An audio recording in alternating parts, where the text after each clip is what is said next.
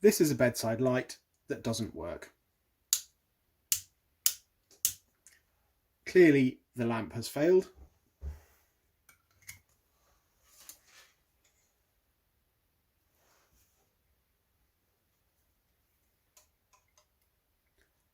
Except the lamp works. So there must be something else going on. With the original lamp back in, the bedside light works absolutely fine. But what I did with the bedside light was put a bulb in, found it wasn't doing anything, thought, that's a bit strange, it's brand new, wonder what's going on there.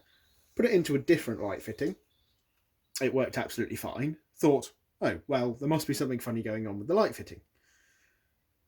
Tested it with, I think it was this meter. No volts coming out of the power supply.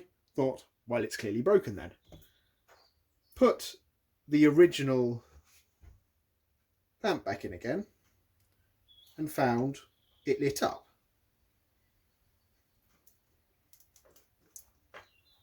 At which point I thought, oh, that's strange. I wonder what's going on there. I now have a selection of meters. These are all connected to this abomination of terminal strip down here, and I will demonstrate that they all work by connecting up this lead to here, and you should see that they all read 11 volts.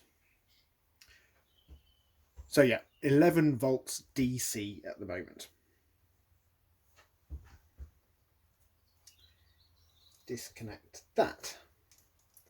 Now I'm going to pop the other end of these cables and this one, pop you back over there, into the power supply of the lamp. So that's now firmly wedged in there. Pop that in there. Nothing has blown up. That is a good start. Now we can put a lamp in, and you can see it just flashed once. That's the normal response for that one. This one usually comes on and then it gets really, really hot and it starts flickering.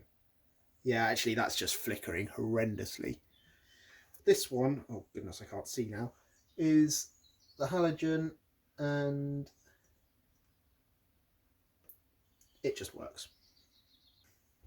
What about AC? That one is on AC, that one is on AC. AC, that's auto doodaring. That's now on AC, and that's now on AC. So they're all reading not a lot. This one is vaguely interesting because it's reading 28 kilohertz. I know this one will read over 100 kilohertz because I've tested it. This one's also got VFD mode. If you put it into VFD mode, it doesn't make any difference. It just doesn't. That puts a low pass filter on. So actually that makes it even worse. So that's not very helpful, really. What we can do on this one is put it into Hertz mode, which will read 29 kilohertz. I don't actually know what the frequency is, but I guess it's something around 30 kilohertz.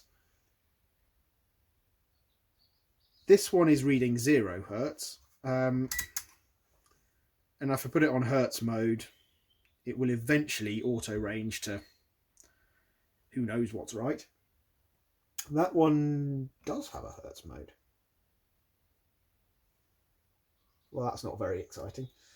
And this one also has a Hertz mode, 0. All of the meters are back into auto ranging AC, and they're all currently reading rubbish figures.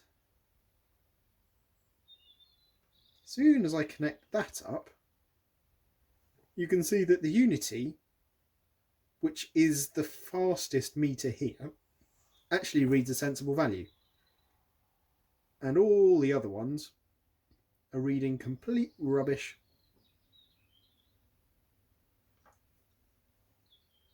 The final test then, I've put both current clamps round the blue wire. 20 watt halogen. Connect that up. 12 volts, 2.9 amps, 0 amps. It should be reading something like 1.5 amps. So even though this is reading something, it's reading it wrong. And there you go. Why you should never trust your test equipment.